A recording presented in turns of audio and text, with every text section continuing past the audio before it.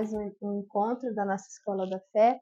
Hoje, o encontro 18, nós vamos da questão 342 até a 371. Muitos temas diferentes. Então, vamos iniciar rezando uma Ave Maria. Em nome do Pai, do Filho e do Espírito Santo. Amém. Ave Maria, cheia de graça, o Senhor é convosco. Bendita sois vós entre as mulheres, bendito é o fruto do vosso ventre, Jesus. Santa Maria, Mãe de Deus, rogai por nós, pecadores, agora e na hora de nossa morte. Amém. Em nome do Pai, do Filho e do Espírito Santo. Amém. Amém. A gente vai começar finalizando o sacramento do matrimônio, que a gente não conseguiu no último vídeo ir até o fim, porque senão ia ficar muito longo. Então a gente começa no número 342, que questiona: o matrimônio é uma obrigação para todos? O matrimônio não é uma obrigação para todos. Em particular, Deus chama alguns homens e mulheres a seguir o Senhor Jesus na via da virgindade e do celibato pelo reino dos céus, renunciando ao grande bem do matrimônio para se preocupar com as coisas do Senhor e procurar agradar-lhe, tornando-se sinal da absoluta primazia do amor de Cristo e da ardente expectativa de sua vinda gloriosa. Ou seja, o matrimônio, por mais que seja uma vocação natural, né, a gente chama o matrimônio assim, uma vocação natural, porque homem e mulher foram feitos um para o outro, né? Deus criou o homem e mulher para que eles se tornassem uma só carne, não é? O homem é feito para a mulher é feita para o homem. Você olha o homem sozinho, né, fisicamente, ele está faltando alguma coisa ali, né? Ele foi feito para uma complementariedade. Você percebe isso, né? Também psicologicamente, emocionalmente, né? Tudo, o corpo é um reflexo mesmo do ser, masculino e feminino. Então, existe de fato essa complementariedade, e por isso que o matrimônio ele é uma vocação natural, não é? Ou seja, naturalmente somos chamados a nos unir com outro do sexo oposto e nos tornar um só e multiplicar, né? Gerar prole. Porém, ela não é obrigatória, né? Ela não é obrigatória, primeiro no sentido de que, de fato, ninguém é obrigado a se casar. O casamento ele é um compromisso muito sério. A Társila sempre fala, né? Se não for para se casar com uma boa pessoa, não se casa, né? Sabe? Ainda que você tenha um chamado, tenha uma vocação, você sabe que você não tem uma vocação celibatária, mas é melhor estar solteira do que estar casado com alguém que de fato não presta. Porque um casamento mal feito, um casamento mal Uma má escolhido, escolha, uma né? má escolha, pode destruir a sua vida, a vida dos seus filhos, a vida dos seus familiares, pai, irmão, né? A gente vê quantas coisas não acontecem no mundo, né? A partir dessas escolhas mal feitas. Mas o ponto em que o catecismo está falando aqui não é nem essa questão, né? De você não escolher ninguém porque não achou, né? É uma opção você passar o resto da sua vida solteira, porque de fato você não escolheu alguém. Você não é obrigado a se casar com qualquer um, só porque tem que casar, não. Mas há uma vocação que, vamos dizer assim, ela é Sobrenatural. sobrenatural, ela é especial, sabe? Que é a vocação celibatária. É quando você abre mão desse bem, que é o matrimônio, dessa companhia, desse auxílio para o céu, né? Desse se tornar um com o outro, você abre mão disso em prol de uma realidade maior, né? Que é a evangelização, que é levar Cristo para as pessoas, que é viver somente para Ele. É o que os padres fazem, os bispos fazem, o que as irmãs fazem, o que muitos consagrados de comunidades novas, por mais que as novas comunidades você tenha muitos casais, também você tem muitos celibatários hoje em dia. E a gente está vendo, pelo menos na nossa realidade, crescer o número das virgens leigas, né, que se consagram, né, aquelas pessoas que já estão numa certa idade ou até mesmo pessoas novas e que consagram a sua virgindade mesmo estando no mundo, né? Elas não vão para um convento, não vão para uma comunidade, mas estão ali trabalhando, servindo a sua paróquia, e elas consagram a sua virgindade vivendo o celibato. O celibato é por amor do reino dos céus, que Jesus ele inaugura, né, esse celibato.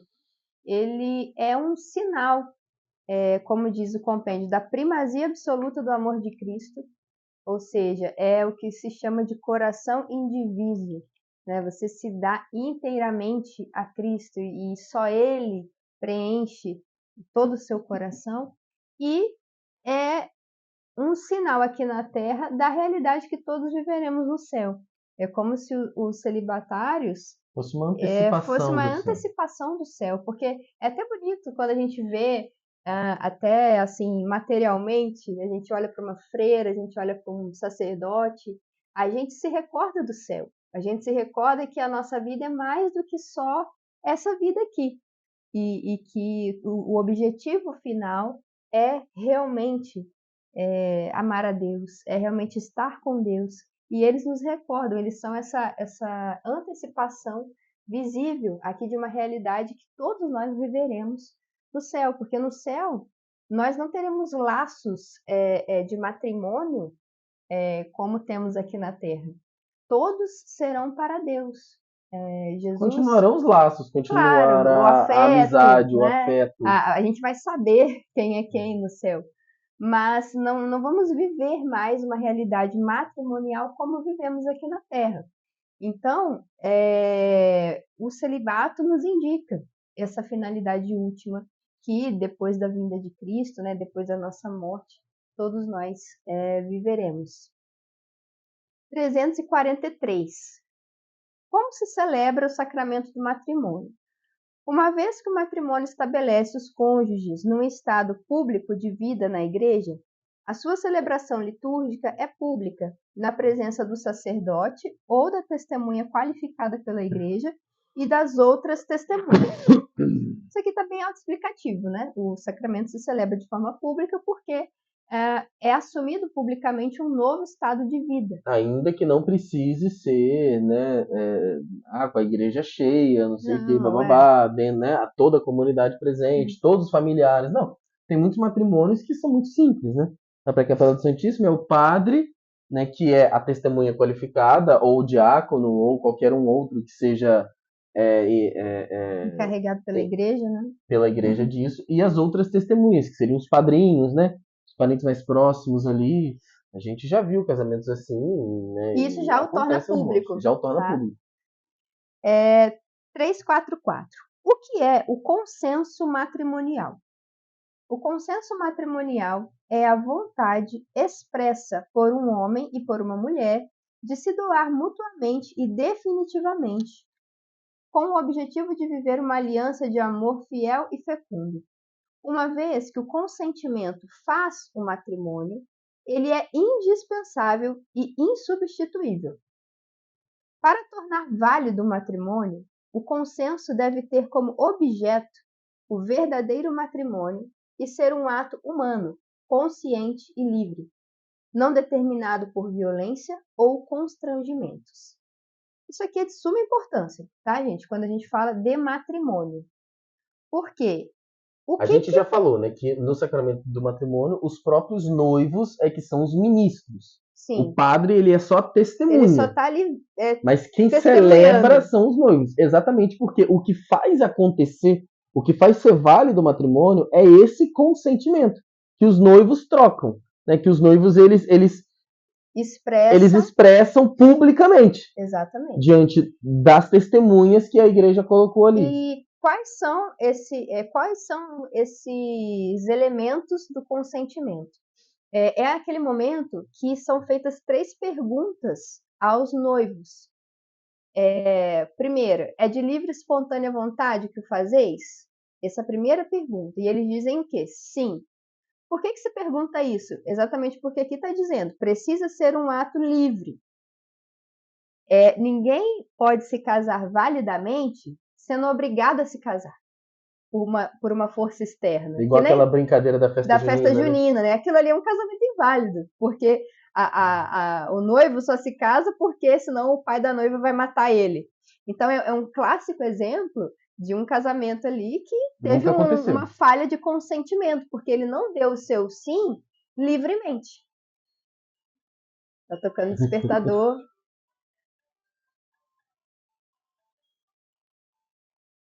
Não interrompeu não, pai.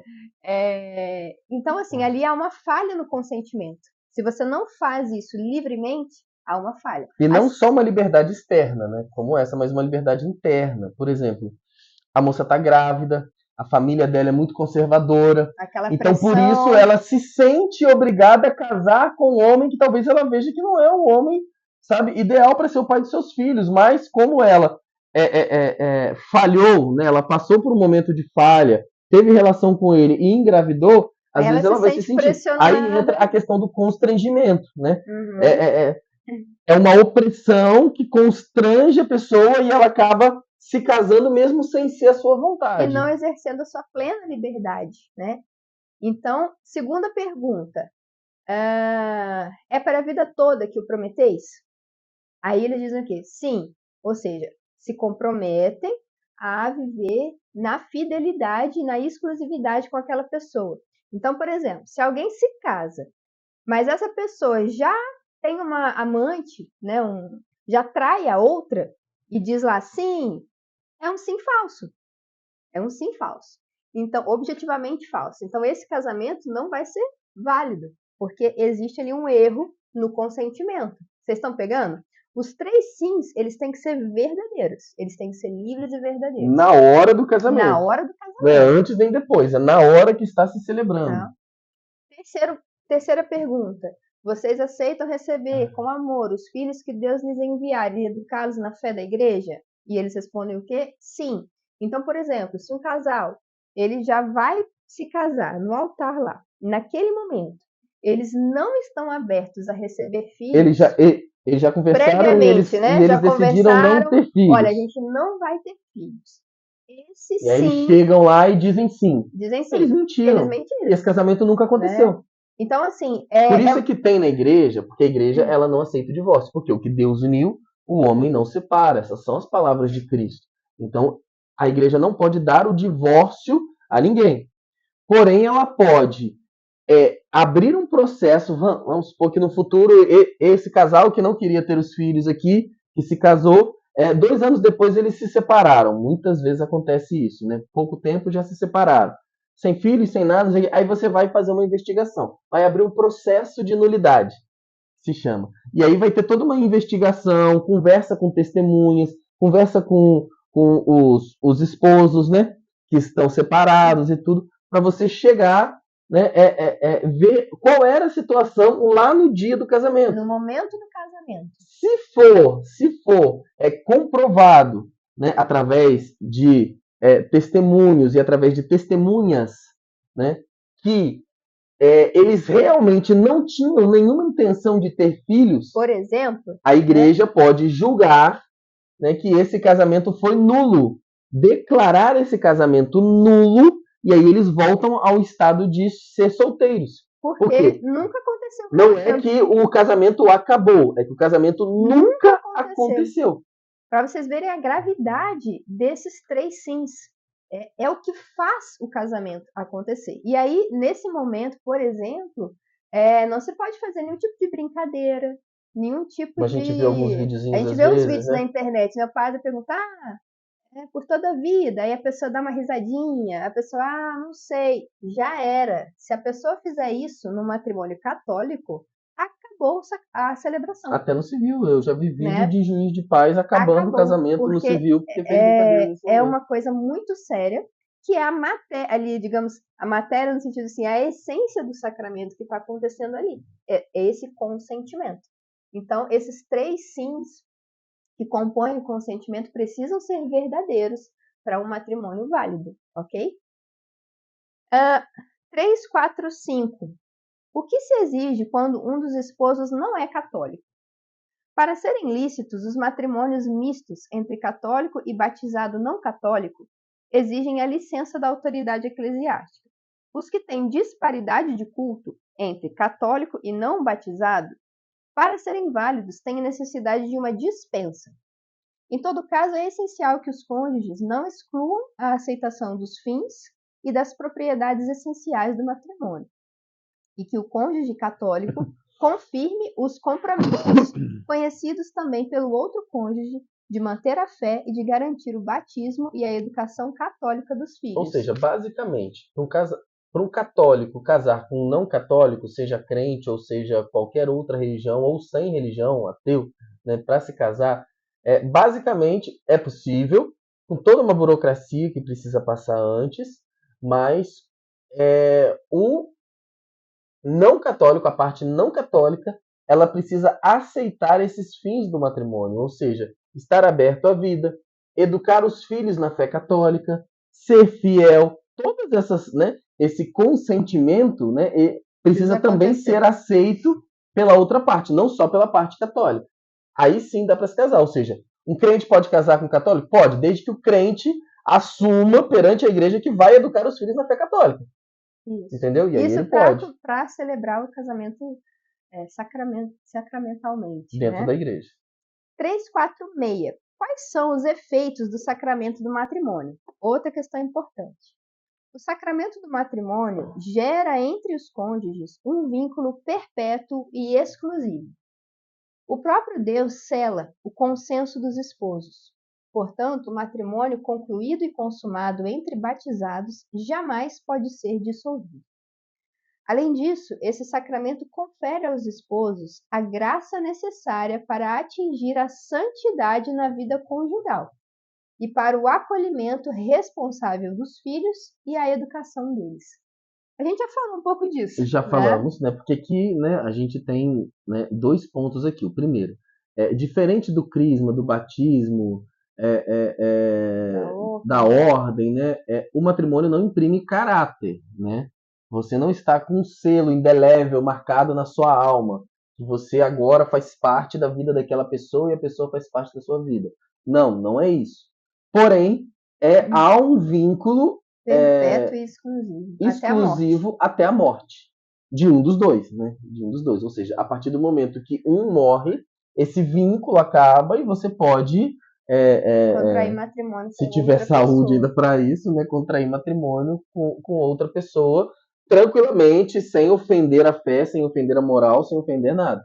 Né? Você volta a um estado, o viúvo, ele retorna a um estado de solteiro, né? Como se fosse assim, ele retorna a esse estado. Então ele pode, né, se for prudente para ele, se for bom para ele, assumir matrimônio com outra pessoa. E como a gente já viu, o matrimônio ele tem, como todos os sacramentos, uma graça própria. As graças próprias do matrimônio vão ser exatamente para os fins do matrimônio, ou seja, o bem e o crescimento dos cônjuges, ou seja, paciência, não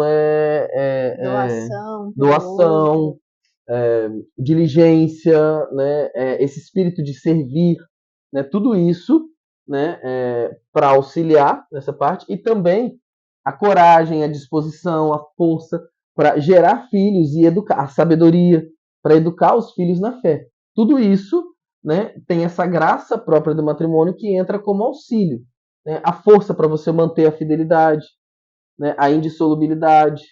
Tudo isso, o sacramento do matrimônio, ele vai... Então, assim, você adquiriu o sacramento validamente, ou seja, aqueles 3 sims dados no altar foram verdadeiros, dos dois de coração, acabou, vocês receberam uma graça própria, né? Foi feito um vínculo entre vocês, perpétuo e exclusivo, selado por Deus, por isso ninguém pode dizer que não aconteceu, e vocês receberam uma graça própria para viver todas essas promessas. Né? O que é muito difícil hoje em dia, né? Vamos colocar, existem muitos canonistas que vão dizer que a grande maioria dos matrimônios celebrados hoje são inválidos, são nulos. Porque exemplos bobos, né? Por exemplo, sério, né? A pessoa que pensa assim, pessoas... vou casar até quando dá certo. Quando se acabar o amor, eu separo. Tipo assim, né? Pô, pra vida inteira. E se ele me largar? E se ele me trair? E se ele... Eu arrumo outra, entendeu? Você já vai com esse pensamento. Você tem reserva. Você já se prepara financeiramente, né, para uma separação. Você já se casa preparado para uma separação. Não, isso aqui eu já vou colocar no meu nome antes, ou eu já vou colocar no nome da minha mãe, para que se a gente viesse separar, entende? Você já tem tudo isso. Ou seja, você não está pensando no casamento para a vida inteira. Ou, por exemplo, a pessoa já casa usando o anticoncepcional. É nulo esse casamento, é nulo. Já se casou com o anticoncepcional, não existe o casamento ali, entendeu? Aí, nulo. nesses casos, quando a pessoa se casa e teve um vício ali no consentimento, o que tem que fazer? Ela tomou consciência disso depois e não sabia. Ela precisa fazer uma sanação, né? Que se diz sanação, que é um pequeno rito que se faz para que, então, o matrimônio, de fato, seja sanado naquele problema que ele teve ali na hora do consentimento. Então é uma Eu coisa não muito sei como é que séria. funciona essa sanação, mas possivelmente ele vai fazer o consentimento de novo, alguma coisa assim. Suponho que seja Mas, isso. assim, é uma coisa muito séria, né? Muito E séria. poucas pessoas hoje estão sendo bem formadas para poder assumir o sacramento com todas as implicações que ele tem, né? Com todas as exigências que ele tem. Então, de fato, assim, a formação pré-matrimonial ela é muito importante. 347. Quais são os pecados gravemente contrários ao sacramento do matrimônio? São o adultério, a poligamia, porquanto contradizem a igual dignidade entre o homem e a mulher, a unicidade e a exclusividade do amor conjugal, a rejeição da fecundidade, que priva a vida conjugal do dom dos filhos, e o divórcio, que transgride a indissolubilidade. Então, os pecados gravemente contrários são exatamente aqueles que contradizem as promessas, né? A fidelidade, Os filhos a fidelidade, o receber matrimônio. os filhos, A exclusividade. Então, tudo que vai contra isso acaba sendo gravemente oposto. Já houve um tempo em que o povo de Deus, em que o povo judeu tinha essa questão da poligamia. A gente vê lá nas histórias dos profetas, Davi, Salomão, né? Mas tudo entra de novo naquilo, né? Era pedagógico, era um processo, né? Que foi indo, até se chegar realmente a uma visão mais perfeita do matrimônio, que depois, em Jesus, foi elevado a sacramento. 348. Quando a Igreja admite a separação física dos esposos? A Igreja admite a separação física dos esposos quando a coabitação deles se tornou, por motivos graves, praticamente impossível, embora deseje muito uma reconciliação deles. Mas eles, enquanto vive o cônjuge, não estão livres para contrair uma nova união, a menos que seu matrimônio seja nulo e, como tal, seja declarado pela autoridade eclesiástica. Entenda como é sério o compromisso que você faz diante do altar. É por isso que eu falo para não Você casar. Você escolheu uma pessoa livremente. Você foi Ninguém lá te obrigou. E escolheu aquela pessoa e você escolheu chegar diante do altar, diante da testemunha da igreja e declarar: eu prometo amor e fidelidade até que a morte me separe. Você declarou livremente isso. Então, minha querida, não interessa o que essa pessoa vai fazer no futuro. Você mantém um vínculo com ele. E a igreja nunca vai poder permitir esse divórcio, ou seja, o fim daquele matrimônio. Desse matrimônio, dessa união, a não ser que haja um vício lá. Mas vamos supor que casou validamente, tudo direitinho, não tem ali nada para declarar um matrimônio nulo. Se essa pessoa no futuro vier te trair, vier a ficar agressiva, vier a te bater, você vai continuar ligada a ela até que um dos dois morra. Porém, a igreja diz aqui, você não precisa permanecer vivendo no mesmo teto que a pessoa. Né? A pessoa tá te batendo, a pessoa tá, sabe, sei lá, tá insustentável aquela situação. Tá te expondo ao risco, você tem o direito, moralmente, né, de se separar. Fisicamente daquela pessoa. Ou seja, você vai morar em outra casa, mas você vai sempre buscar ligado, esperar que essa pessoa ela melhore, você vai rezar por ela, criar oportunidades, porque você continua ligado a ela. Não é porque ele te bateu, te traiu, que ele fez o que foi, que aquele seu vínculo lá atrás que você fez de forma livre e perpétua, sabe? Para toda a vida, ele vai ser dissolvido, ele vai ser esquecido. Aquele vínculo tá lá gravado, entendeu? E você permanece, ainda que ele arrume outra mulher, ainda que ele vá ter outra família. Ou eu tô falando aqui no caso da mulher, né? O homem se separou, arrumou outra mulher, ou, né, vice-versa. Você continua, né? A gente conhece casos assim, né? Que as pessoas se separaram, a mulher era católica, o homem nem tanto. Então ele traía a mulher, não sei o que, chegou uma hora que não dava mais para viver, eles se separaram, mas a mulher continuou guardando como se fosse uma celibatária, porque ela tem um vínculo com ele. Então, por exemplo, ela queria continuar comungando, queria continuar participando da igreja, servindo nas suas pastorais que ela já trabalhava. Ela não poderia ter outra pessoa, porque ela está ligada, né, pelo sacramento do matrimônio àquela outra pessoa. Por mais que aquela outra pessoa não ligue mais, já está casada com outra pessoa, já está com outra família, já está tendo filhos, ela continua fiel à promessa que ela fez. E aí ela pode comungar, não tem problema nenhum. Né? Ela ser separada, né? Se não houver possibilidade, né, dela estar casada, não foi por uma bobagem qualquer, entendeu? Ela foi largada ou a situação já estava insustentável, né? A pessoa vai seguir a vida dela, o não católico, o católico não praticante, aquele que não está nem aí para a fé, e a pessoa que é temente, que quer viver, que quer continuar em estado de graça, ela não vai arrumar outra pessoa, porque senão ela entra em pecado. Que foi como Jesus falou, né? Aquele que se separa e se casa com outra mulher comete adultério contra a primeira. Né? É muito Foi o próprio Jesus, né? que instituiu isso. Então, se você, né, se separou e você quer ter outra pessoa, você tem que ter consciência de que você está livremente, assim como foi livre o seu voto lá, está sendo livre também você renunciar ao seu estado de graça, ao seu estado de comunhão com Deus, né, por causa de uma necessidade temporal aqui. E no caso de separação dos corpos, né, que a gente diz, só de dois modos essa pessoa pode estar livre novamente para contrair um matrimônio.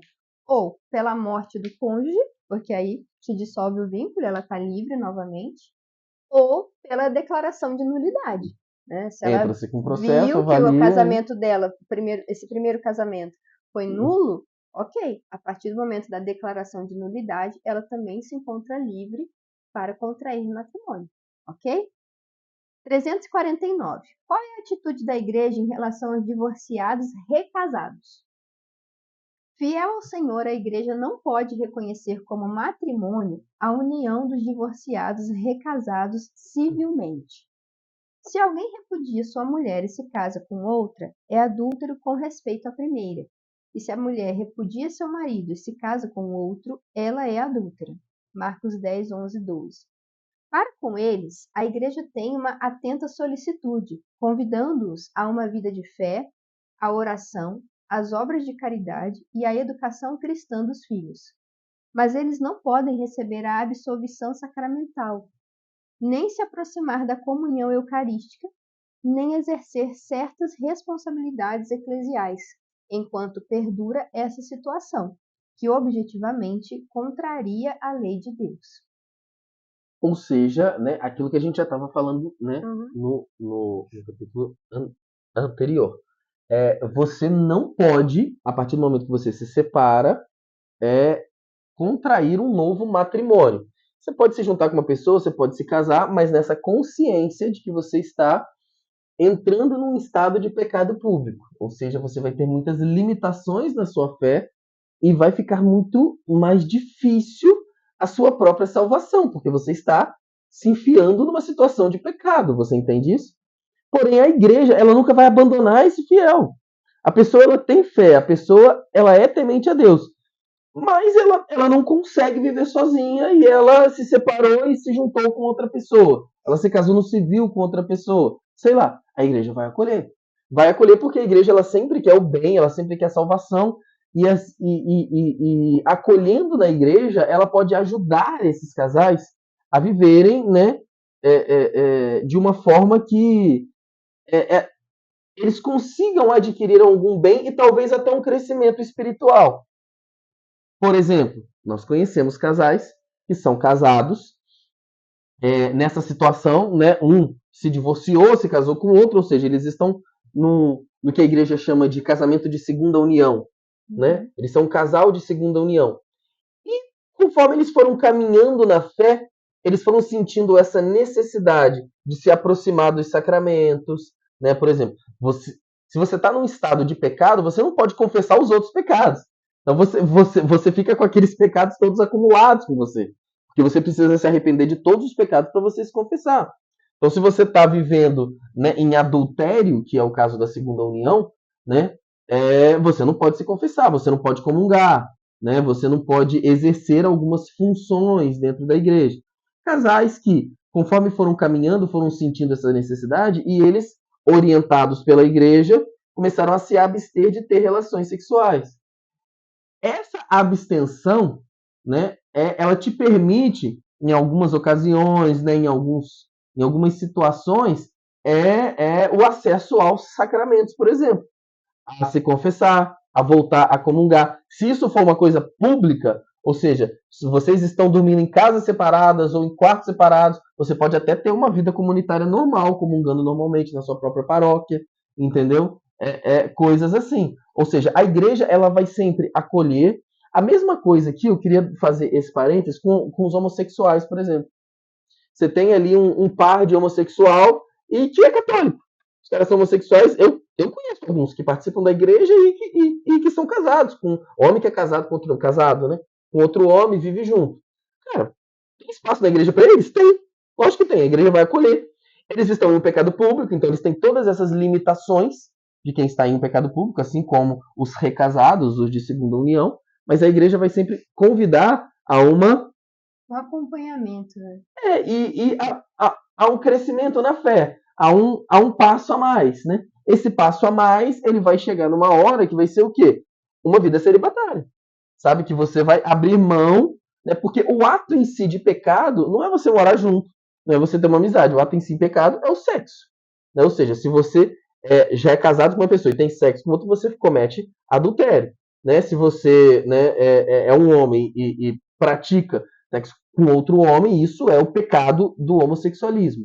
Né? Agora, né, se você abriu mão dessa parte, né, e você saiu dessa situação de pecado, você consegue ter acesso aos sacramentos. Então a igreja vai sempre acolher aquele que está numa situação difícil, de pecado, para poder encaminhar.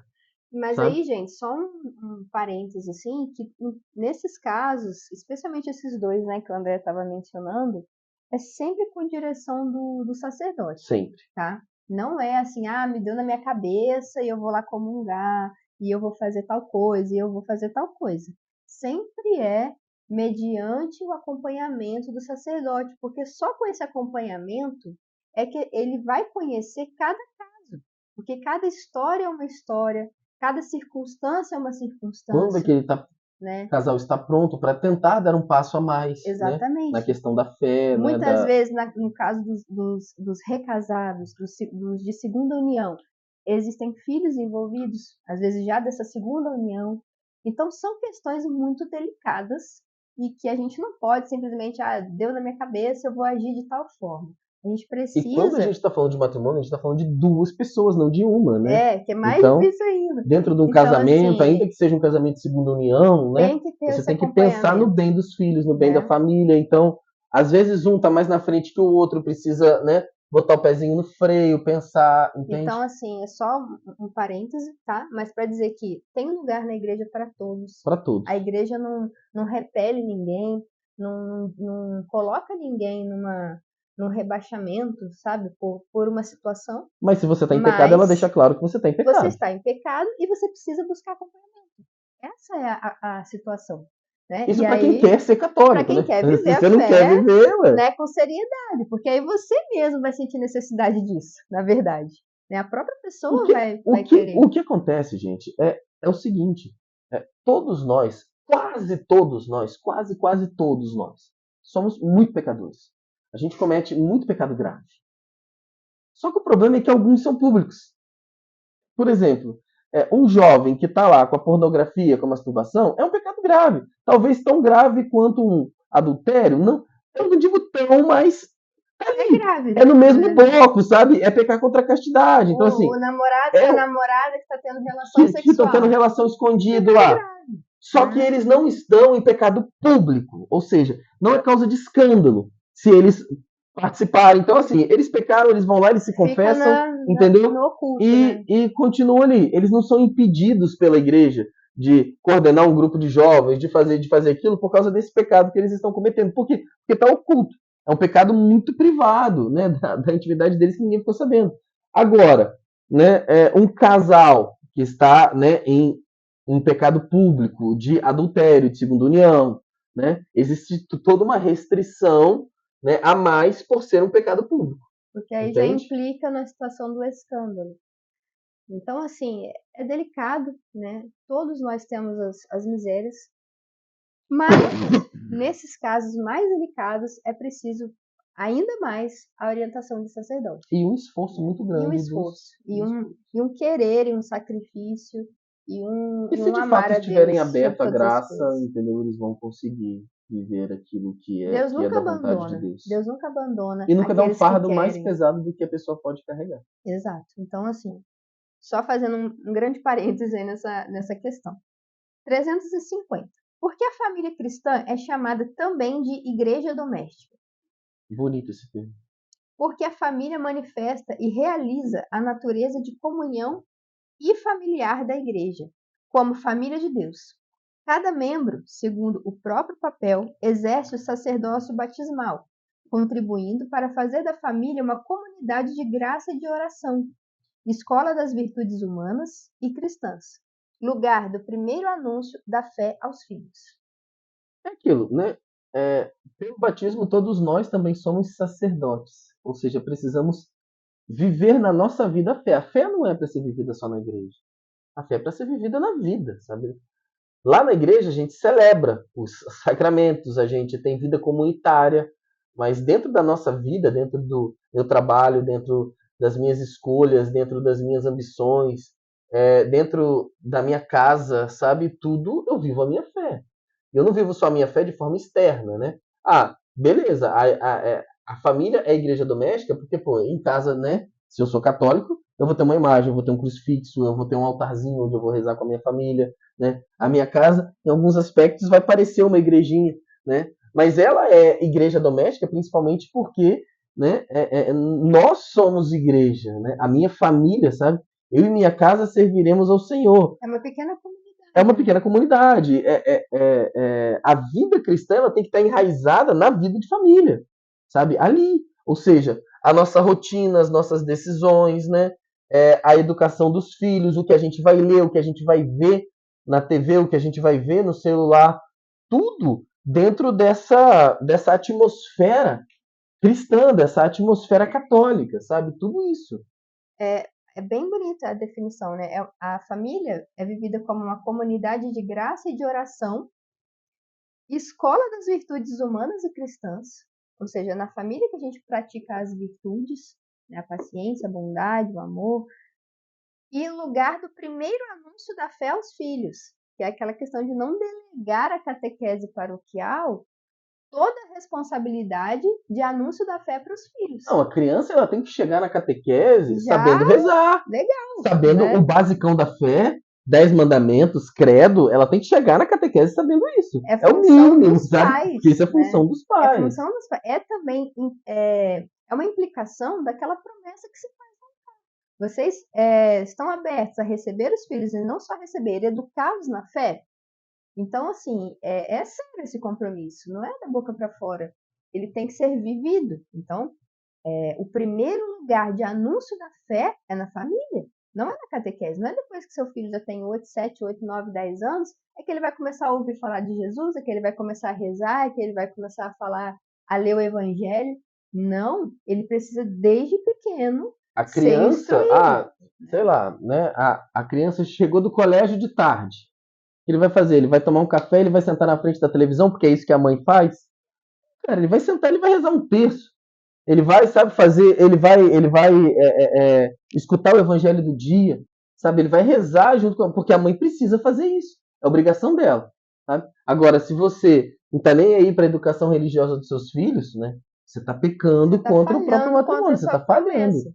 Então, lógico que tem uma gradualidade, você não vai empurrar nos seus filhos pequenos uma quantidade de conteúdos que eles não conseguem acompanhar, ou uma vida Ler o de catecismo pro oração. bebê dormir, não precisa Não, disso. ou uma vida de oração tão intensa que eles ficam até chateados, né? Não, é lógico que você vai ter a Mas eles sensibilidade, precisam, desde mas, pequenininho, né, aprender a rezar com tem que o ter. ensino e com o exemplo. E com o exemplo. Essa pergunta que daria um encontro inteiro, né? Mas vamos lá, capítulo 4.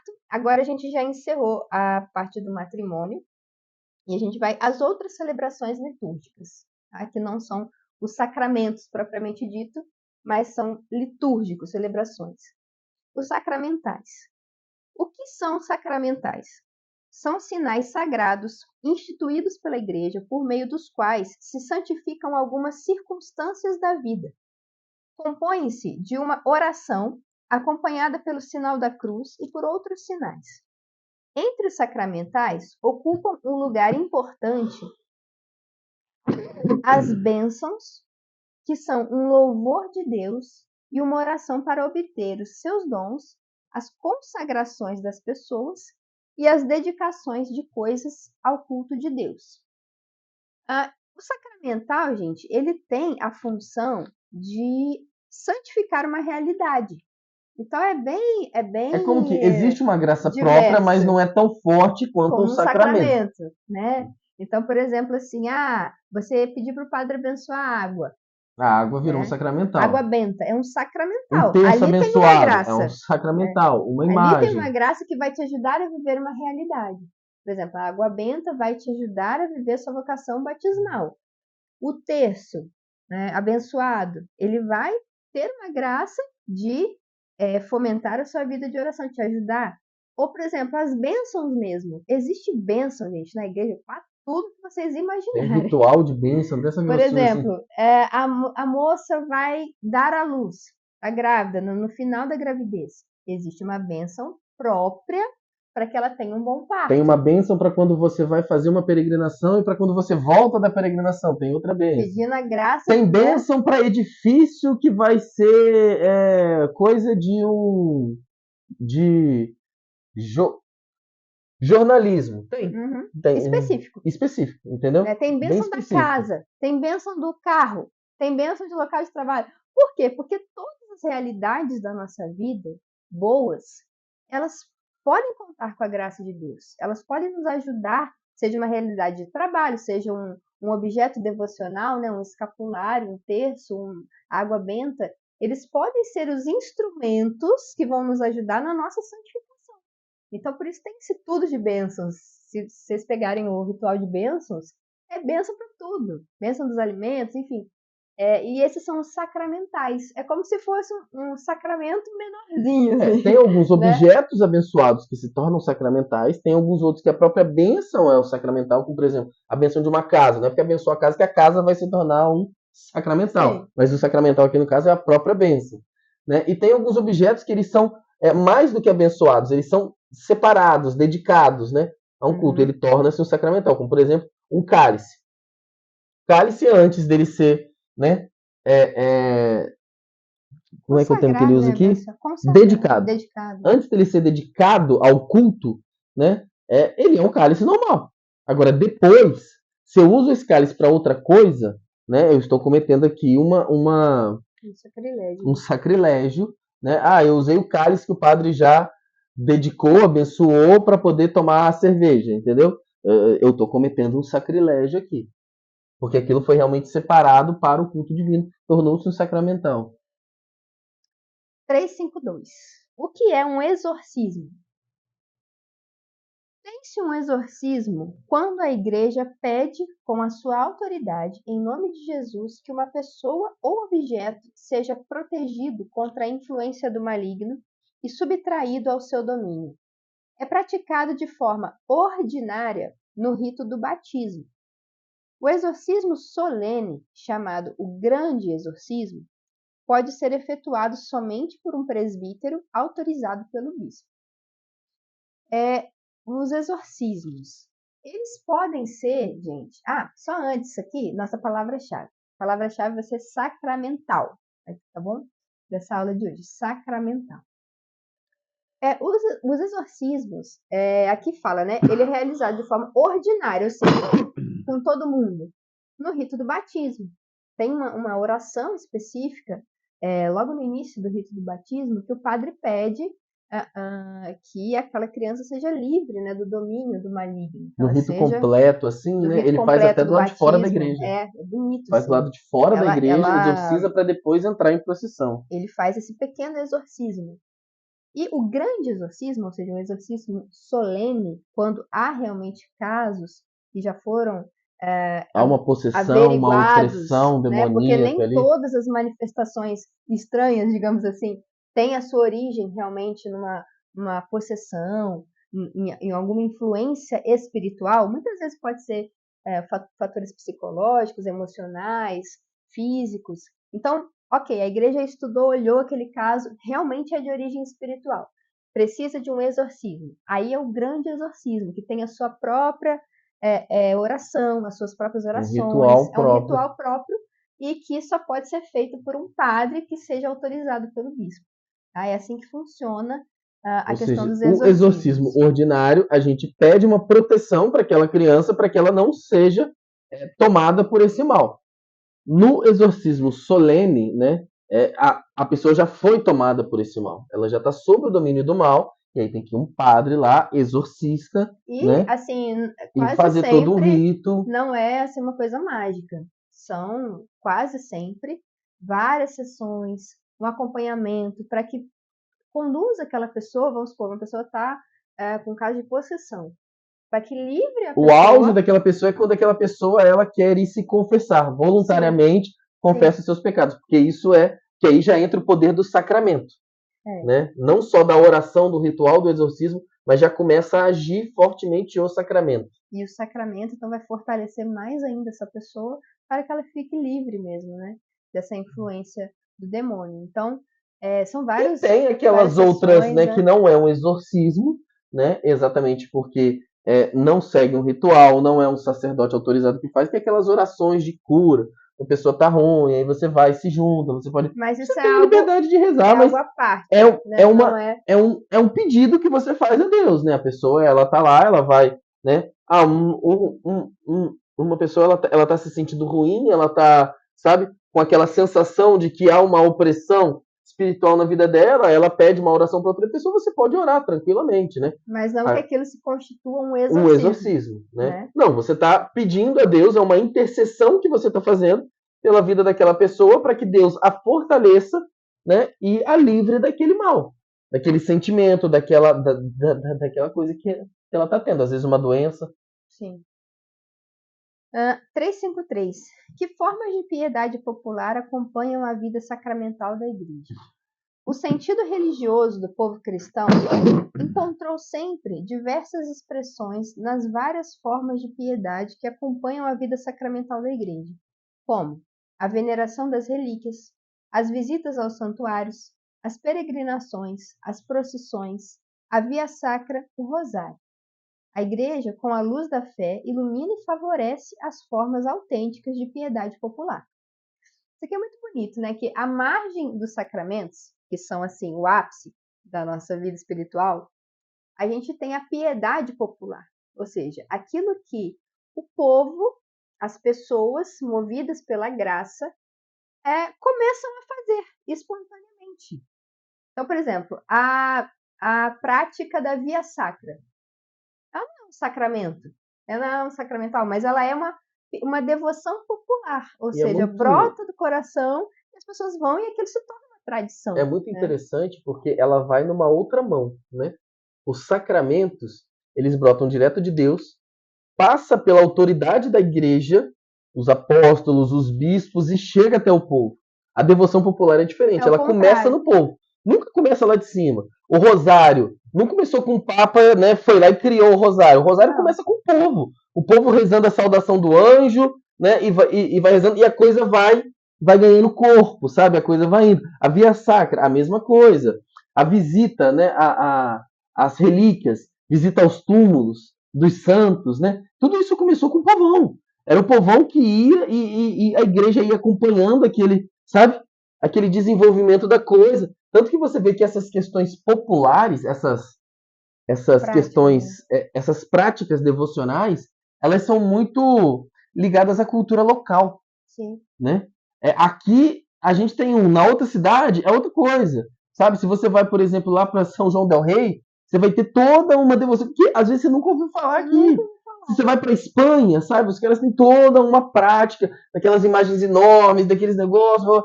São coisas, essa piedade popular, como ela brota do povo, É ela bem é muito particular, influenciada né? pela cultura, né? Pela história do próprio E povo. sempre, assim, quando é uma ação do Espírito Santo que vai fomentando essas coisas, sempre vai ser um auxílio e não um empecilho. Vai ser um Um auxílio. auxílio para a vivência sacramental.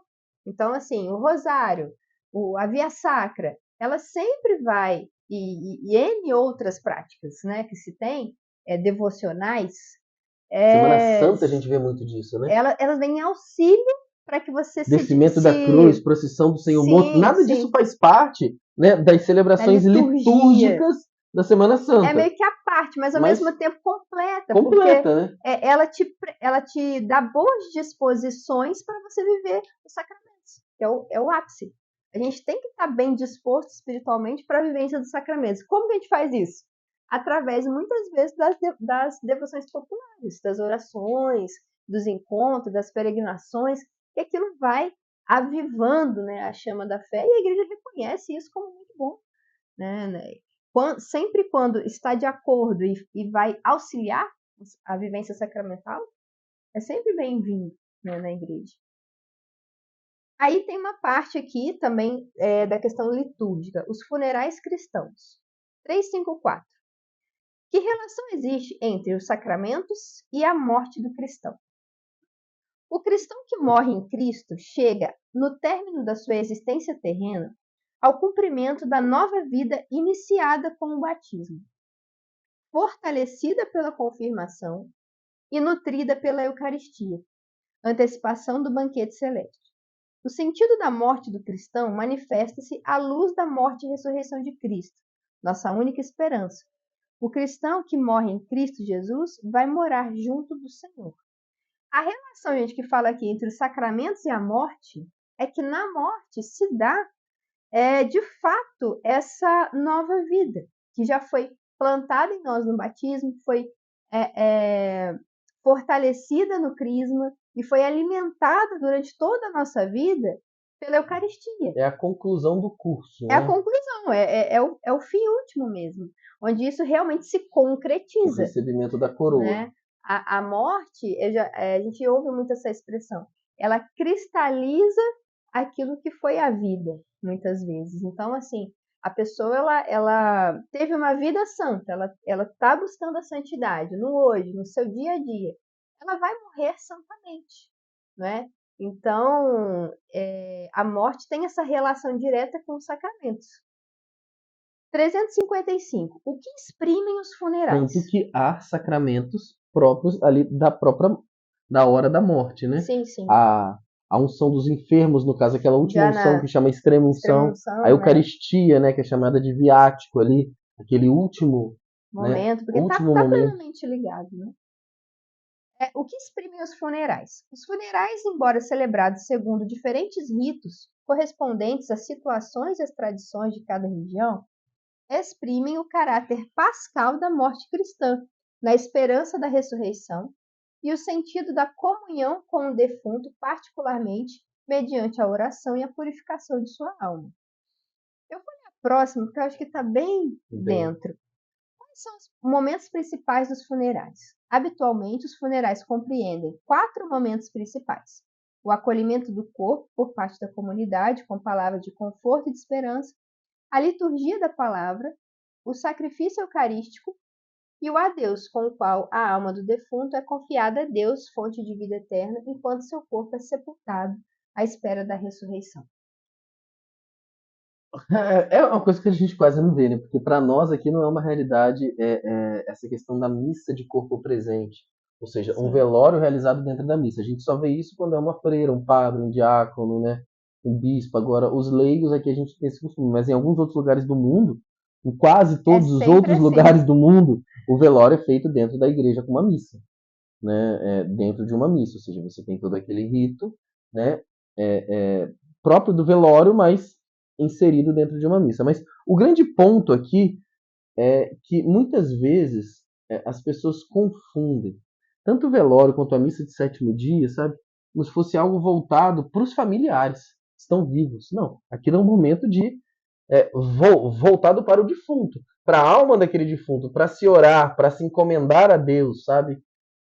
Existe todo um carinho, um acolhimento para com a família, mas o foco da coisa ali não é o consolo da família, mas é a oração, né? Voltar às orações, pedir pela alma daquele defunto, né? Recomendá-la a Deus para que essa alma, a gente sabe que existe a realidade do purgatório, né? E que as nossas orações elas ajudam a alma nesse momento, né? Então, tanto o velório quanto, né, a missa de sétimo dia, qualquer coisa voltada para o defunto, né, é voltada para o defunto, sabe? Não para a família. E assim, sempre lembrando, né, que esses ritos aí dos funerais, eles lembram o caráter pascal da morte cristã. Né? O cristão, A espera da ele ressurreição, não né? vive a situação da morte, por mais dolorosa que seja, Como um fim. como um fim, como uma coisa de desespero. Mas o cristão verdadeiro, ele encontra forças na ressurreição de Cristo. Porque a gente sabe que aquele corpo vai ser sepultado, mas aquele corpo ressuscitará quando Jesus É vier. muito diferente Né? um velório de uma pessoa, né, que viveu santamente, que a família entende isso, Uhum. e eles vivem aquele momento, sim, com luto, com recolhimento, mas com a certeza do céu, sabe? E com Ou essa pelo até menos com uma felicidade, esperança, né? sabe? Com uma esperança firme no Do céu. que alguém que simplesmente não viveu, sabe? E tá naquele desespero, porque não sabe o que fazer, porque, entende? Ela Então, não consegue vislumbrar essa realidade do céu, da ressurreição no último dia, de todos esses elementos pascais. Então, gente, a gente vai entrar agora na terceira parte do compêndio, chamada A Vida em Cristo. E a primeira sessão vai falar da vocação do homem, que é a vida no Espírito. É uma prévia, uma preparação para a gente entrar nos 10 mandamentos, tá? Então ele vai fazer É um toda pedacinho menor do catecismo. uma prévia, para como se fosse uma introdução, tá? 357. Como a vida moral cristã está ligada à fé e aos sacramentos? Aquilo que o símbolo da fé professa, os sacramentos o comunicam. Com efeito, com eles os fiéis recebem a graça de Cristo e os dons do Espírito Santo, que os tornam capazes de viver a nova vida de filhos de Deus em Cristo, aceito com a fé. Reconhece ao cristão a tua dignidade. Gente, a vida moral está ligada aos sacramentos, porque nos sacramentos, através dos A vida moral, sacramentos, aqui quando fala vida moral, a gente está falando da vida de fé no dia a dia, né? sim, de Do, você ser um cristão autêntico, do né? nosso, dos nossos comportamentos, das nossas relações, das nossas atitudes para com o outro, para com as coisas de Deus. Isso é O a vida moral. nosso comportamento, as nossas ações. É, a relação disso com os sacramentos é que nos sacramentos a gente recebe as graças necessárias para colocar a nossa fé em prática. Porque Jesus diz, né, nem todo aquele que me diz Senhor, Senhor entrará no reino dos céus. Não adianta você ir simplesmente falar que crê da boca para fora, ainda que seja lá na missa, no domingo, na frente de todo mundo, que você rezou o credo. Mas na sua vida concreta, você não tem uma vida moral, uma conduta moral condizente, isso aí é uma mentira, né? O próprio São João fala, Jesus, se eu não me engano, fala, que quem ama a Deus obedece aos seus mandamentos, vive conforme Deus manda e não conforme as regras do mundo, as regras do demônio. Então, uma pessoa realmente cristã convertida, ela vai ter uma vida moral reta e ela, Ou ao menos ou ao buscar menos ter, buscar que a ter gente cada tem vez mais, inclinações que não né? são anuladas com os sacramentos. Mas a gente, conforme a gente vai caminhando e progredindo na fé, né, essas inclinações elas vão ficando mais fracas e mais fracas. Exatamente. Isso aí que é a nossa luta. 358. A dignidade da pessoa humana, o homem em imagem de Deus. Qual é o fundamento da dignidade humana? A dignidade da pessoa humana está fundamentada na criação à imagem e semelhança de Deus. Dotada de uma alma espiritual e imortal, de inteligência e de livre vontade, a pessoa humana está ordenada a Deus e chamada com a sua alma e o seu corpo à bem-aventurança eterna. A dignidade do homem, gente, ela provém da realidade que nós somos criados à imagem de Deus. a imagem e semelhança de Deus. E isso nos Somos seres diferencia. também espirituais, ou seja, Não é só matéria. somos imortais, né? A nossa alma, ela é imortal. Nunca vai ter fim. E isso nos difere radicalmente da criação visível. Hoje em dia, a gente tem que tomar muito cuidado com algumas ideologias que desprezam a dignidade humana, que colocam os homens equiparados, por exemplo, aos animais, que não têm alma espiritual. Então é óbvio, ninguém aqui está dizendo que você vai maltratar os animais gratuitamente. Não, mas assim, o homem tem mais dignidade que um cachorro. Sempre. Porque a gente tem que ter muito cuidado, porque isso está muito em voga hoje em dia, né? Das pessoas ficarem nessa relação meio viciada em relação aos animais, à natureza, quase que equiparando essa dignidade. Só que a dignidade do ser humano está muito acima de qualquer outra criatura aqui da criação visível, porque tem também os anjos, né, que são criação de Deus, mas eles são invisíveis. Por outro lado, a gente tem também ideologias que querem colocar a dignidade do homem lá em cima, como se ele fosse Deus. Exatamente. E que ele está acima do bem e do mal, acima da verdade. Não é? Essas ideologias que vão dizer que não, o homem ele não é aquilo que Deus criou para ele ser, mas ele é o que ele quiser, porque ele é o seu próprio Deus, entendeu? Né? Então, assim, são ideologias que corrompem perversas. A verdade das coisas. Ela é perversa por isso. A nossa dignidade deriva do fato de somos criados à imagem e semelhança de Deus. Temos alma espiritual. Ou seja, estamos muito abaixo de Deus, que é quem detém, né, o poder, o poder de definir o que é bom ou ruim, né? Mas nós também estamos muito acima dos animais. Muito acima dos animais. Porque Deus assim quis. Deus nos deu propriedades, inteligência, alma espiritual, vontade livre, que nos diferencia radicalmente. Então a gente tem que ter uma relação equilibrada, né, com a criação, seja com a natureza, seja com os animais, com a casa comum, que é o planeta. O homem é pessoa, o bicho é coisa. Isso.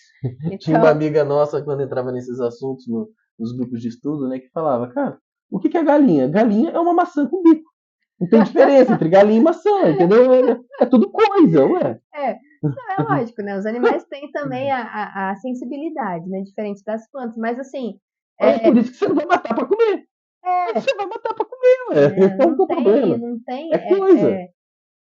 Muitas vezes existe uma deturpação, né? Da proporcionalidade das coisas. E isso é perigoso. É algo que é perigoso se entra na nossa vida, porque faz a gente não colocar as coisas em ordem. Né? Existe uma hierarquia.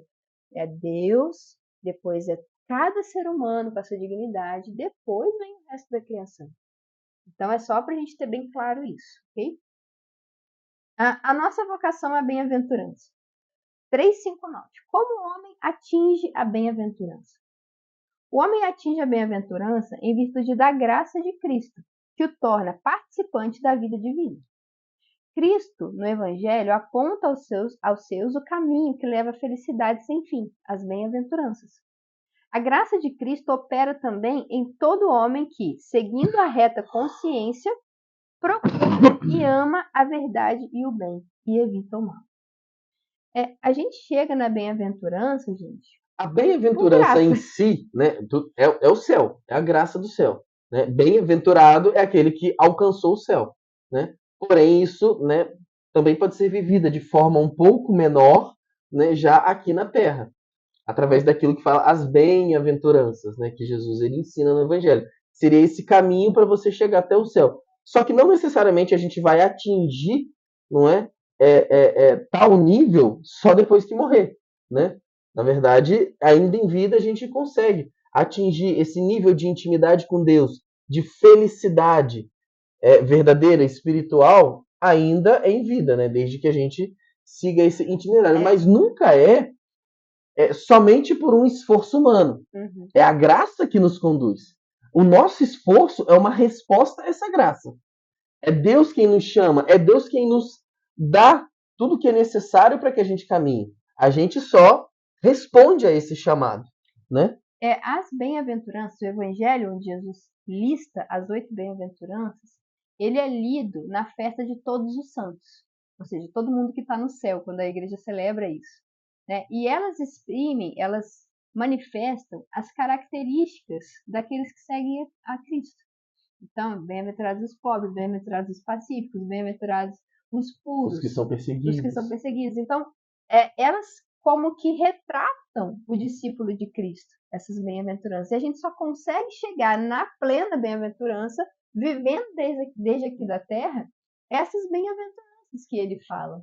Já são um exercício, digamos assim, que nos capacita para viver essa bem-aventurança final, que é o céu mesmo. 360. Por que as bem-aventuranças são importantes para nós? As bem-aventuranças estão no centro da pregação de Jesus. Retomam e levam à perfeição as promessas de Deus, feitas a partir de Abraão. Pintam o próprio rosto de Jesus, caracterizam a autêntica vida cristã e desvendam ao homem o fim último do seu agir, a bem-aventurança eterna. É aquilo, todas essas bem-aventuranças que no fim são um convite a você não ser do mundo, você viver de uma forma diferente porque você é de Cristo, tudo isso aponta radicalmente diferente, porque as bem-aventuranças, se você vai lendo, bem-aventurados os pobres, você fala, nossa, os perseguidos, os que choram, os puros, os humildes. Então, assim, é quase assim, você lê aquilo com os olhos do mundo, você fala assim, você é um bobo. Você é um bobo, porque o mundo, ele prega exatamente o contrário das bem-aventuranças. Só que elas estão ali para, primeiro, elas são a característica da autêntica vida cristã. E elas apontam o homem para a verdadeira bem-aventurança, que é eterna. Ou seja, aqui na terra, Jesus fala, bem-aventurados que choram, porque serão consolados. Aqui na terra, não é o nosso fim último. Pode ser que aqui na Terra a gente chore, e chore muito, e tenha muito sofrimento. E que eu nunca seja consolado aqui na Terra. Né? Mas eu sei disso. Eu sei que aqui na Terra nem sempre eu vou sorrir. Muitas vezes eu vou chorar, eu vou sofrer por causa de Cristo, eu vou ser perseguido.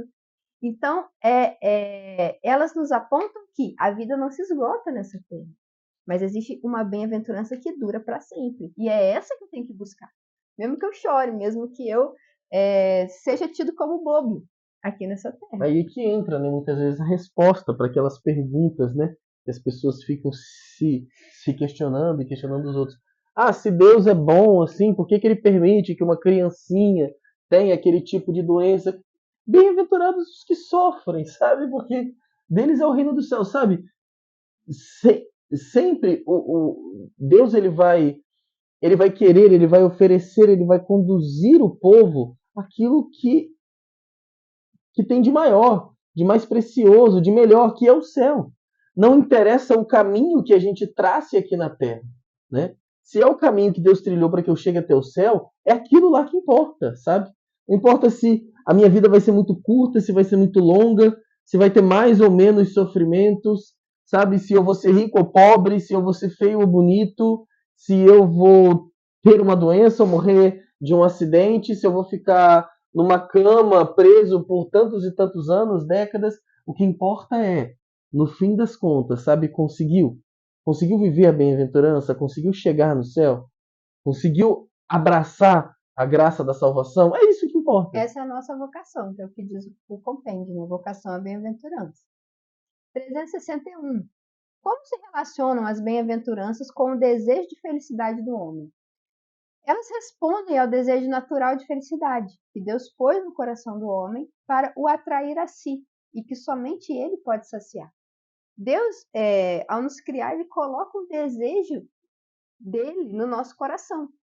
Então, as bem-aventuranças... Que é um desejo de felicidade. Ou seja, o homem tem o desejo de felicidade. Todo homem tem esse desejo de felicidade. Se ele não for deturpado, não for desviado para algo que é mal. E aí, muitas vezes, o homem ou por uma falta de coragem, ou por uma ideologia, ou por uma fraqueza, ou por um apego demasiado às coisas, ele acaba tentando saciar esse desejo de felicidade com prazeres momentâneos, né? Com o próprio orgulho, né? Com, sei lá, a estima pública, né? Ele ser bem falado, ele ser reconhecido como uma autoridade ou como uma pessoa boa. Quando, na verdade, nada dessas coisas vai saciar esse desejo de felicidade. Porque foi Deus que colocou esse desejo.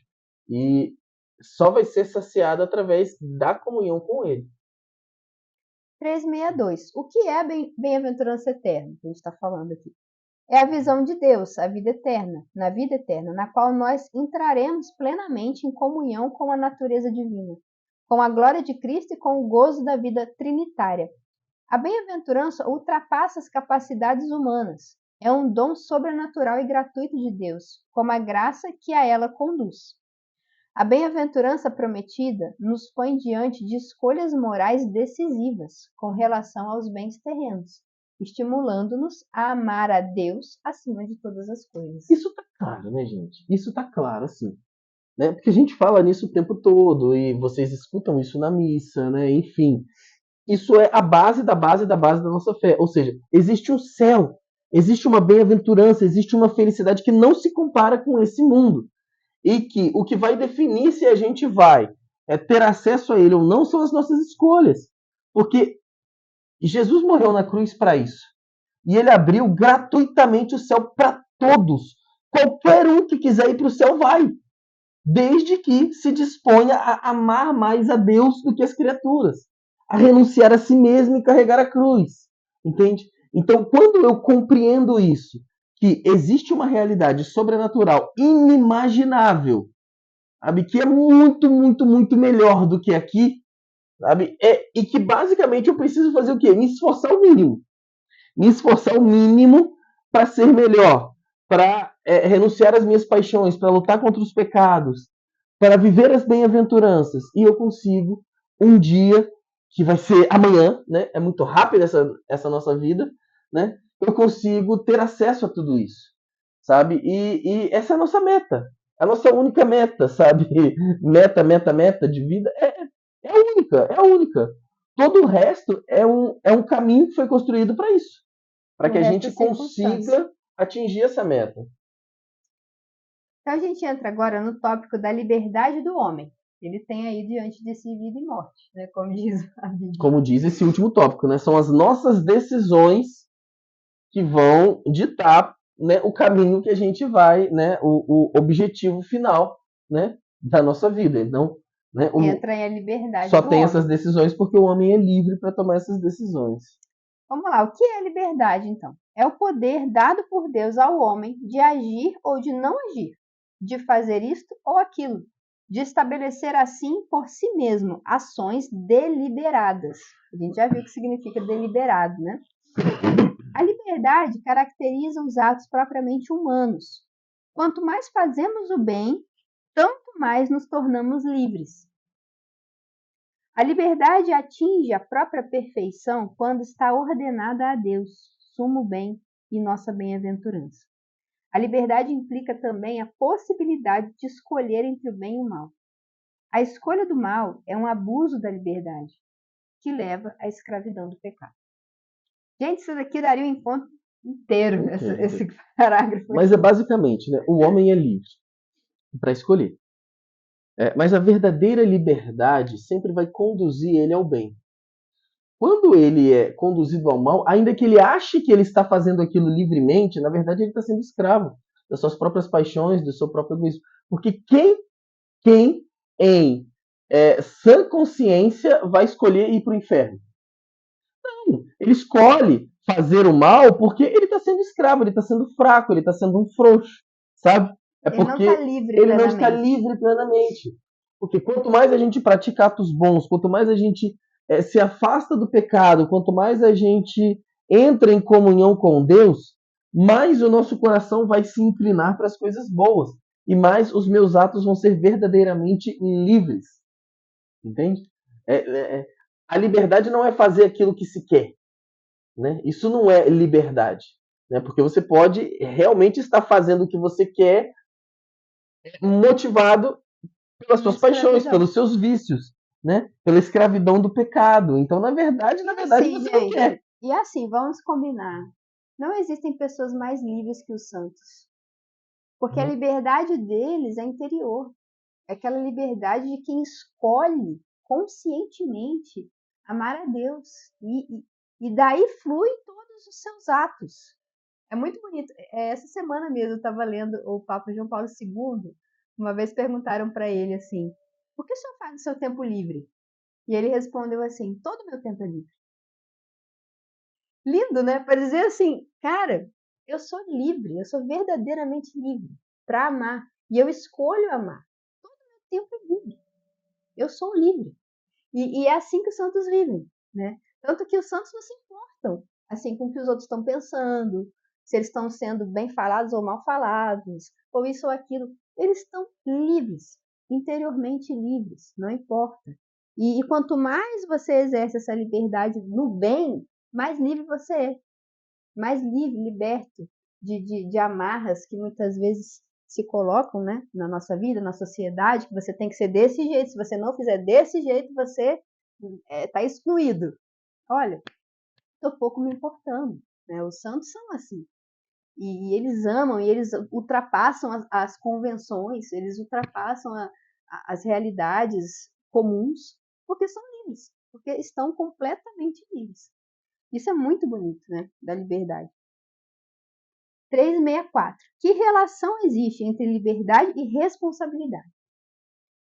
A liberdade torna o homem responsável pelos seus atos, na medida em que são voluntários. Ainda que a imputabilidade e a responsabilidade de uma ação possam ficar diminuídas e às vezes ser anuladas pela ignorância, pela inadvertência, pela violência sofrida, pelo medo, pelas afeições imoderadas e pelos hábitos. Ou seja, a partir do momento que o homem tem a escolha, ele tem o poder de escolher qual caminho ele quer seguir, ele também é responsável por aquilo. Por isso que a salvação ela é individual. A salvação é individual. Né? Eu me casei com a Tássila para que nós juntos possamos caminhar para o céu. Mas são as minhas ações que vão definir se a minha alma vai ser salva ou não. São as ações dela, as decisões dela, que vai definir se ela vai ser salva ou não. Não é porque eu não posso tomar as decisões por ela. Não é? O que ela vai fazer com a vida dela mesmo é só ela que pode definir, porque ela é livre. E ela tem a responsabilidade, ela vai responder por isso. É lógico que a culpa de alguém por um ato, ela pode ser atenuada, como dizer aqui, ou até anulada. Se a pessoa ignorava alguma coisa, se ela estava agindo sob pressão, sob medo, ou tipo, ela não sabia que aquilo era errado. Sabia que era errado, foi atenuado ou até anulado aquilo. Ordinariamente, a gente tem responsabilidade por causa da liberdade, que a gente pode escolher, né? 365. Por que todo homem tem direito ao exercício da liberdade? O direito ao exercício da liberdade é próprio de todo homem, porquanto é inseparável da sua dignidade de pessoa humana. Portanto, esse direito deve ser sempre respeitado, particularmente no campo moral e religioso, e deve ser civilmente reconhecido e protegido nos limites do bem comum e da justa ordem pública. O homem, gente, Deus o fez livre, né? Com a possibilidade de escolha. Isso tem que ser respeitado, é o que está falando no compêndio, até mesmo na esfera civil. Tá? Então, por exemplo, tem aí uma realidade, por exemplo, assim, um médico, existe algo que se chama objeção de consciência. Por exemplo, o médico ele tá sendo forçado a realizar um aborto, mas isso vai contra a consciência dele, de cristão. Ele pode apelar à objeção de consciência. E até contra aquela declaração solene que ele faz, como é que chama aquilo? Porque aquilo está indo contra a sua consciência e contra o juramento que ele fez ao se tornar médico. Então, assim, a liberdade interior de cada pessoa, principalmente no campo moral e religioso, ela tem que ser respeitada. O compêndio, ele fala isso. Né? É algo que faz parte da sua dignidade humana, a sua capacidade de escolher.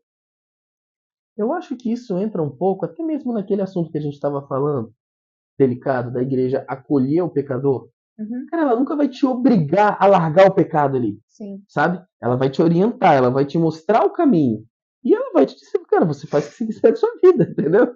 Ninguém tem Tá como, aqui, né? vem pra cá, fica aqui, sabe? Eu vou te acompanhar. O caminho é esse. Você quer seguir? Beleza. Você não quer? Beleza também, Quem sabe entendeu? é você, no Quem sabe final é das você, quem vai contas, né? responder é você. Deus é que sabe e você. Porque ninguém conhece a gente mesmo é como Deus conhece, né? 366. Como se situa a liberdade humana na ordem da salvação? A nossa liberdade está fraca por causa do primeiro pecado. O enfraquecimento se torna mais agudo pelos pecados sucessivos. Mas Cristo nos libertou para sermos verdadeiramente livres. Com a sua graça, o Espírito Santo nos conduz à liberdade espiritual para nos fazer seus livres colaboradores na igreja e no mundo. A gente está fraco, gente, na nossa O pecado liberdade. enfraquece a A liberdade. gente Como que está. enfraquece, né? Por a gente ser, por a gente. O fato de nós sermos tanto matéria, ou seja, corpo, carne, quanto espírito, ou seja, uma alma, né? A gente tem duas realidades dentro da gente. A gente tem aquilo que são como se fossem os instintos dos animais, coisas que nos conduzem, sabe, a nos reproduzir, a nos alimentar, a tudo isso. A gente tem sabe, essa coisa automática do nosso corpo, né, que a gente vai chamar aqui de paixões, A gente e vai a falar gente daqui a tem pouco o dela. intelecto, né? A liberdade plena é quando o intelecto ele tem a soberania. Ou seja, eu não sou inclinado a nada. Eu não sou forçado a nada. Eu livremente penso, eu sei o que é bom e eu escolho aquilo que é bom. Ou eu escolho aquilo que é ruim, mas livremente. Sem nenhuma influência do meu próprio corpo, dos meus instintos, entende?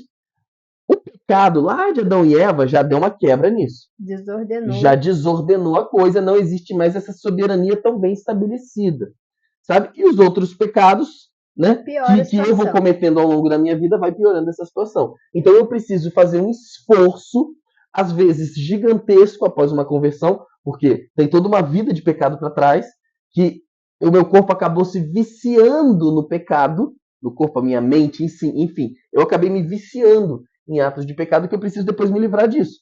Então é equiparado mesmo a alguém que está viciado em drogas, alguém que está viciado no álcool. E você precisa, às vezes, fazer um esforço gigantesco para se livrar desse vício. Sabe, você tem crises de abstinência, você tem tudo isso. Você volta a cair na lama de novo, você começa a se levantar e caminha. De repente você tem uma recaída. É uma luta mesmo que você trava entre o seu intelecto e essas paixões. Sabe? É isso que o catecismo está falando. Essa liberdade ela é plena quando há essa soberania. Quando essa soberania ela está esmagada ou até se inverteu a situação, a gente começa a se animalizar. Você vê uma pessoa que ela é extremamente dependente de droga, ela começa a se animalizar. Ela perde as suas referências humanas, ela perde o vínculo com a família, ela perde tudo. Ela mata, ela rouba às vezes para pegar um celular, sabe? Ela mata uma pessoa, às vezes alguém da família, para ela poder roubar um celular, vender e consumir aquela droga. Ela virou um bicho. Ela virou um bicho. Por quê? Porque esses instintos, essas paixões, eles assumiram a soberania da pessoa. E o intelecto dela foi pro ralo. Entende? Então, a liberdade verdadeira é quando há essa soberania do intelecto. Quanto mais fraco está o intelecto, mais forte vão ficar essas paixões e menos livre a pessoa vai ser. 368. Quando um ato é moralmente bom? O ato é moralmente bom quando supõe ao mesmo tempo a bondade do objeto, do fim e das circunstâncias. O objeto escolhido pode sozinho viciar toda a ação, ainda que a intenção seja boa. Não é lícito fazer o mal para que dele venha um bem. Um fim mau pode corromper a ação, ainda que o seu objeto em si seja bom. Ao contrário, um fim bom não torna bom um comportamento que por seu objeto é mau, porquanto o fim não justifica os meios. As circunstâncias podem atenuar ou aumentar a responsabilidade de quem age, mas não podem modificar a qualidade moral dos próprios atos. Jamais tornam boa uma ação em si má. No catecismo amarelinho, estava dando um exemplo assim por exemplo assim, alguém que vai jejuar e rezar. O jejum e a oração são É um bons. objeto É bom. um objeto bom. Mas o fim que ela está fazendo isso não é por amor a Deus, é para se mostrar. Ou seja, aquele ato se corrompeu. Se corrompeu. Né? Porque a Aquele ato. finalidade é Então, ruim. para um ato ser bom, ele tem que ter o objeto, o fim e as circunstâncias boas, ok? Porque senão, se alguma coisa dessa tá capengando, tá variando, aquilo ali pode tornar o ato um ato mau, ok? Ou seja, um outro exemplo aqui, por exemplo, eu quero ganhar o céu. A finalidade é boa, né? Eu tenho um fim, eu quero a minha salvação. Mas me esforçar para viver as bem-aventuranças é muito difícil. Então eu vou lá e eu vou pagar um terreno que o pastor está vendendo lá por não sei o que, não sei o que. Cara, não. Você está querendo, né, entrar no céu através de um suborno, de uma compra de um bem? Não. O objeto aqui é ruim, a finalidade pode ser boa, mas você nunca vai atingir, porque a finalidade foi corrompida aqui, né, por esses meios pelo Esse qual você caminho que está. você tomou para chegar num objetivo que seria em tese bom, ok? 369. Há atos que são sempre ilícitos. Há atos cuja escolha é sempre ilícita por motivo do seu objeto, por exemplo, a blasfêmia, o homicídio, o adultério. A escolha deles comporta uma desordem da vontade, ou seja, um mal moral, que não pode ser justificado como recurso aos bens que eventualmente dele pudessem derivar. Tá? Por exemplo, quando alguém fala, eu sou a favor do aborto, porque matando esse bebê, eu vou melhorar a vida da mãe, que está sofrendo porque ela está grávida. Isso Não, o não mal é sempre o mal. justifica, né? Não É sempre justifica. o mal. Alguns atos são gravemente maus, né, na sua essência. E aí, Desordenados. né, por uma finalidade qualquer, você não vai mudar essa realidade. Mais lá na frente do catecismo, a gente vai até entrar num ponto que se chama o mal menor. Mas ele nunca é um mal escolhido deliberadamente. Né? O mal menor, né? O mal é sempre mal. O mal é sempre mal, né? Objetivamente mal, ele é sempre um mal, sabe? E ele nunca deve ser escolhido. Agora, tem alguns maus que a gente faz que, né? Mais na frente a gente vai entrar nisso. Situações mais específicas. Mais específicas em Mas, que há a de um modo possibilidade de um geral, mal menor. De um modo geral, existem realmente esses atos que são sempre ilícitos. Agora a gente vai entrar nas paixões, que a gente estava dizendo, a moralidade das paixões. 370. Mais 2 pontinhos para a gente encerrar por hoje. Que são as paixões? As paixões são os afetos, as emoções ou os movimentos da sensibilidade, componentes naturais da psicologia humana, que estimulam a agir ou a não agir em vista do que é percebido como bom ou como mal. As principais são o amor e o ódio, o desejo e o temor, a alegria, a tristeza, a cólera. A paixão principal é o amor, provocado pela atração do bem. Não se ama senão o bem, verdadeiro ou aparente. As paixões, gente, são esses afetos, esses movimentos interiores que Deus mesmo colocou em nós, tá? E que nos empurram, digamos assim, para principalmente aquilo que a gente ama, como a gente vê como bom. O problema é que muitas vezes é um bem só aparente, não é um bem verdadeiro. E aí que entra o problema, que a gente vai ver aqui no 371. As paixões são moralmente boas ou más? As paixões, como movimentos da sensibilidade, não são nem boas nem más em si mesmas. Elas são boas quando contribuem para uma ação boa e são más em caso contrário. Elas podem ser assumidas em virtudes ou pervertidas em vícios. Vamos ver aqui, né? É uma paixão sensível, é a questão do homem com a mulher, né? A questão desse amor, desse desejo de ser um, sabe? Existe essa paixão, existe essa necessidade no homem de se unir a uma mulher, sabe? Quando que ela vai ser boa? Quando isso conduz o homem a encontrar uma esposa, escolher uma dentre todas as possibilidades que ele tem, se casar com ela e continuar amando ela pro resto da vida. Ela É uma boa. paixão exercida Você com precisa bondade. disso. Ninguém ama só com a razão. Você ama com sentimento, né? Você ama com sentimento. Agora, quando que ela é ruim? Quando, por exemplo, ela leva um homem casado a desejar uma outra mulher. Por causa de algumas coisas que não estão boas, ou simplesmente porque o homem ele está totalmente desequilibrado e qualquer estímulo que ele tenha, a mulher dá uma olhada diferente, ou a mulher está com uma roupa diferente, ou a mulher sabe? provocou ele de alguma forma, ou nem provocou, ele só na sua própria imaginação, sozinho, começou a desejar aquela mulher. É porque essa paixão, ela tá descompensada, ela tá, entendeu? Aquilo que a gente falou, né? Da submissão, da hierarquia. Ela tá fora do seu lugar, ela tá querendo tomar as decisões.